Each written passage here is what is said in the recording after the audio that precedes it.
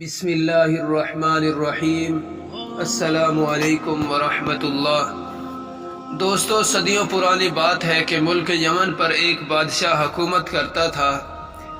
بادشاہ رحم دل اور انصاف پسند تھا، اپنی رعایا کا بہت خیال رکھتا تھا، پڑوسی ملکوں سے اچھے تعلقات تھے، وہ جنگ و جدل سے پرہیز کرتا تھا۔ بادشاہ کی طرح شہزادے بھی رعایا کا بہت خیال رکھتے تھے۔ ایک دن ملکہ کا موتی اور ہیرے جواہرات سے بھرا ہوا ہار گم ہو گیا۔ محل کے دروغے نے بہت کوشش کی کہ ہار مل جائے، مگر ہار نہ ملا۔ اس نے انعام کا اعلان بھی کیا، مگر کسی نے بھی اتنا قیمتی ہار واپس نہ کیا۔ آخر معاملہ بادشاہ تک پہنچا۔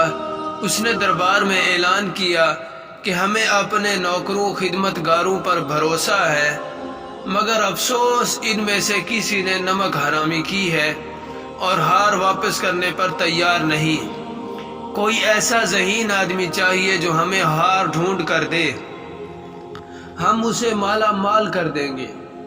بہت سے لوگ آئے، انہوں نے نوکروں سے پوچھ گچھ کی، مگر کوئی بھی ہار واپس کرنے پر تیار نہ ہوا۔ ایک دن دربار لگا ہوا تھا۔ ایک آدمی ایک گدھے پر دربار میں آیا۔ بادشاہ سلامت، یہ جادوئی گدھا ہے، یہ آپ کا ہار ڈھونڈ کر دے گا، ابو ذر نے کہا۔ مگر کیسے؟ بادشاہ نے حیرانگی سے پوچھا۔ وہ ایسے بادشاہ سلامت، نوکر خادم مائیں باری باری اس کی دم کو ہاتھ لگائیں گی، جو ہی ہار چرانے والا ہاتھ لگائے گا یہ ڈھینچو ڈھینچو کرنے لگے گا۔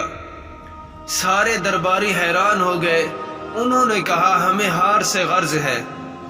ابو ذر نے 2 خیمے لگانے کا کہا۔ ایک خیمے میں گدھا باندھ دیا اور دوسرے خیمے میں بادشاہ سلامت کے ساتھ بیٹھ گیا۔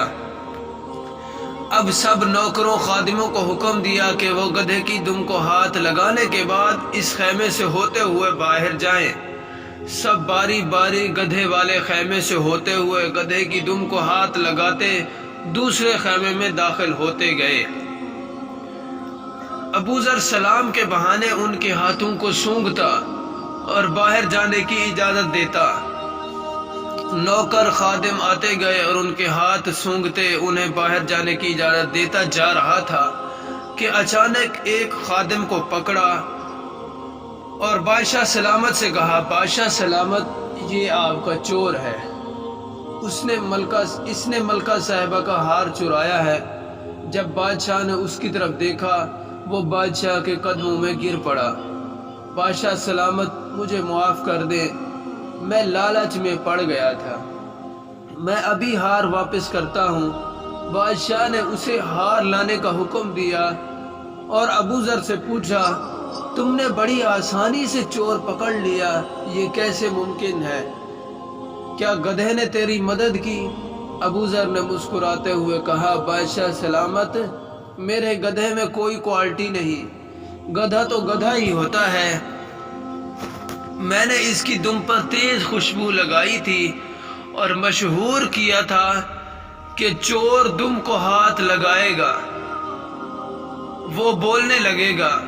باقی سب نے دم پر ہاتھ لگایا، چونکہ یہ چور تھا اس نے ہاتھ نہیں لگایا، نہ اس کے ہاتھ پر خوشبو لگی، بس میں نے پہچان لیا یہی چور ہے۔ اتنے میں وہ نوکر ہار لے کر آیا، بادشاہ کو دیا۔ بادشاہ نے حسب وعدہ ابو ذر کو ڈھیروں انعام دیا۔ ویڈیو اچھی لگی تو لائک کر دیں، چینل کو سبسکرائب کر دیں۔ ملتے ہیں انشاءاللہ نیکسٹ ویڈیو میں۔